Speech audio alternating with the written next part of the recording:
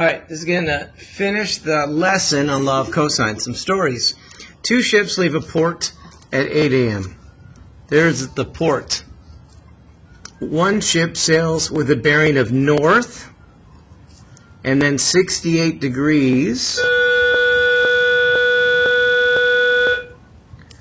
So that's 68 degrees east at 17 miles per hour. Ship B sails south and has a bearing of, 35 degrees east. So you go south and then east, 35 degrees.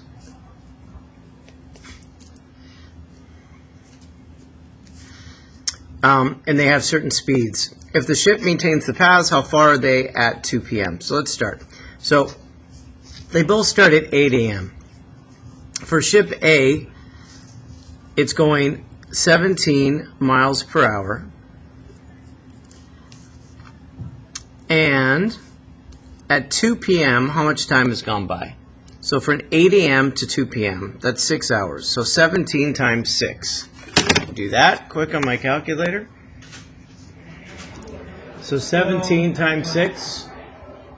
What do you need? I was going to ask if you could help me, if you could call security so they could open the door. I left my backpack in there. Okay, go down and get security. Okay? Sorry about that. So 17 times 6, that's 102. So this is 102. And then the other one is going, how fast? 12 miles per hour. So it would be 12 times 6. So how far did it go in 6 hours? 12 miles every hour. And that's 72. And then the question is, how far apart are they at 2 p.m.? So right here and here, how far apart are they? That's what I'm solving for. So I need to know an angle inside the triangle. I want you to recognize the angles from the bearings are outside the triangle. But if I add them all up, they equal 180. So I'm going to go 180 subtract 68 subtract 35 to find the angle inside the triangle. And that's 77.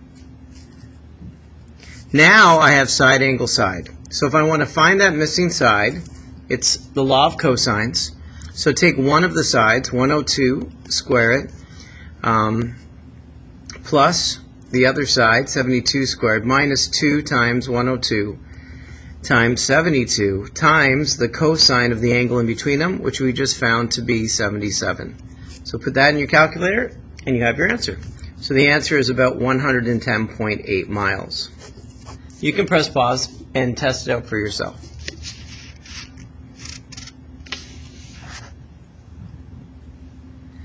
Number 8. Bruno and Aliona are figure skaters. Starting from the same location, skates 29 feet at a bearing of south, 55 degrees west. So it's south and then west, and it's 9 minutes. So 9 minutes out of 60, we'll do that in a second. That'll give me the decimal.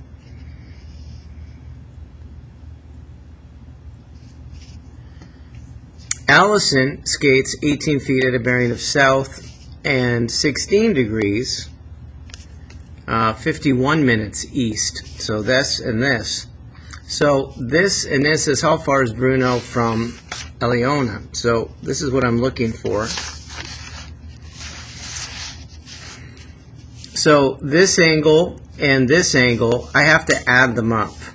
So right now, to find that big angle inside there, so if I have 55 degrees, 9 minutes, 9 divided by 60, that gives me 0.15 plus 51 minutes divided by 60. Oops. That gives me 0.85. So this is what I did to find the decimal. And then add them up together, and you get 72. So that's this angle up here, 72. So Bruno skates 29 feet. Aliona skates 18 feet. So we got two other sides. So if I want to know how far apart they are, that's X right there. it's the square root of, and I pick a side, square it, plus pick the other side, subtract 2, and those two sides again multiplied, and then the cosine of the angle in between them. And the answer is about 29 feet.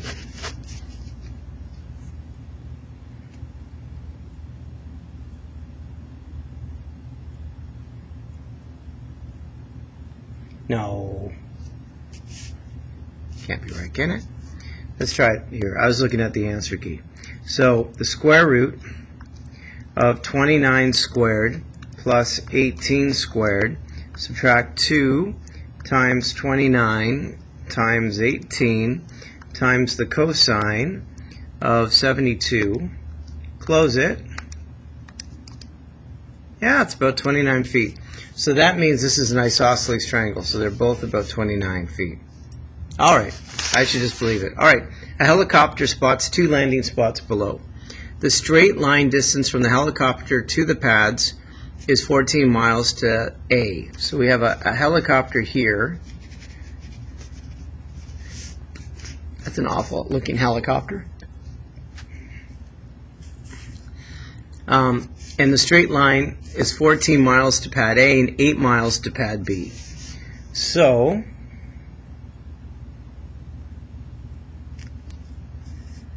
and then it says if the landing pads are 20 miles apart.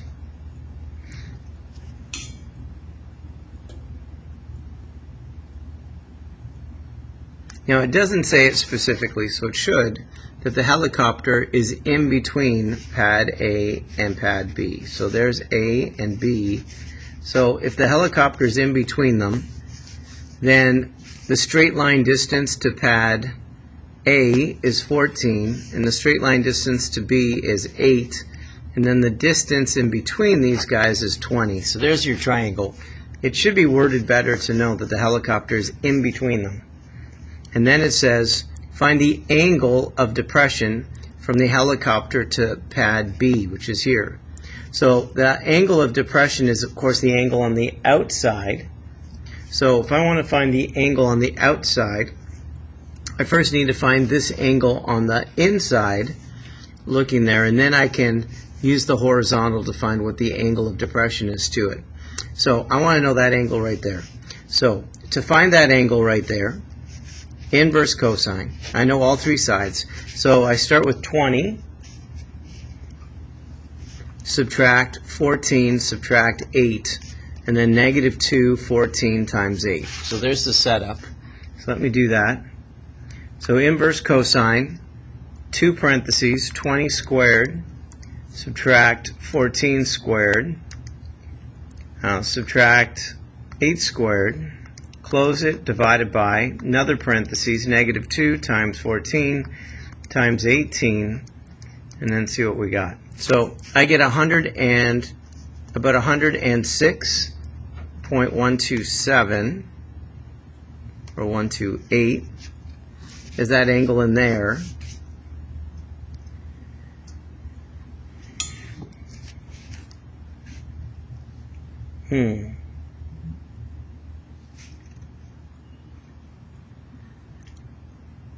Now, the angle of depression, I should have done this anyways, the angle of depression and the angle right at B are the same if you use that Z pattern. So this doesn't help me in terms of it, honestly, because 90 subtract, it doesn't make that angle that I want it to make. So I'm going to do it again for angle B.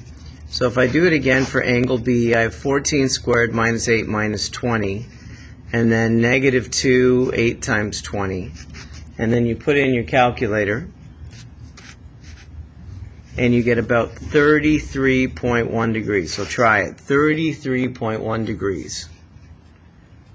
Remember, the angle right there, the angle of elevation from the ground up or from the top down are equal because of that Z pattern. So the angle you're looking for is 33.1 degrees. All right, Mr. G Math, over and out.